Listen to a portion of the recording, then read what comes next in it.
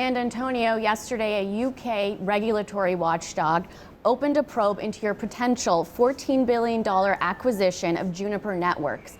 Curious where that deal stands. You know, Jasmine, I love the headlines.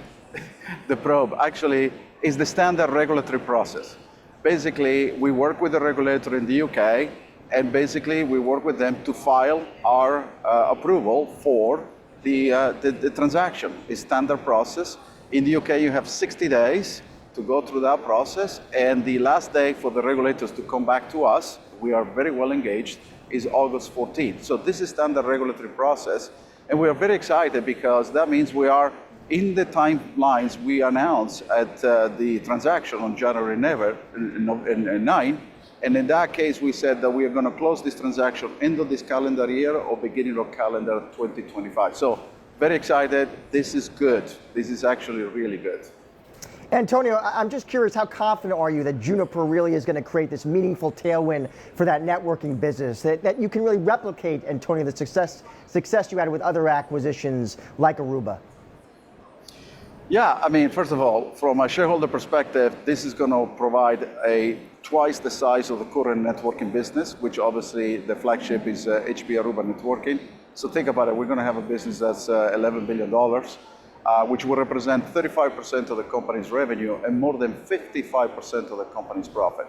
So from an investor perspective, this is good because we are operating in margins that structurally are very different.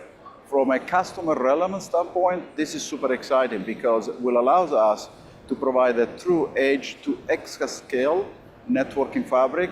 So as we go through this massive inflection point, which is basically the AI, the customers need a modern network architecture.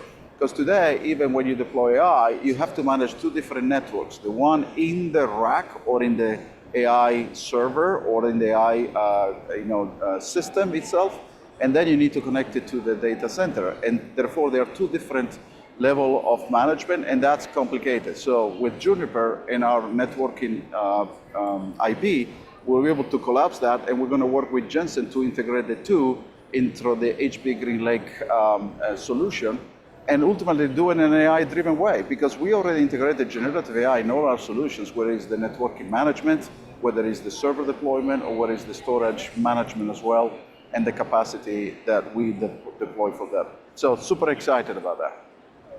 Antonio Neri, HPE CEO, thank you so much. Thank you.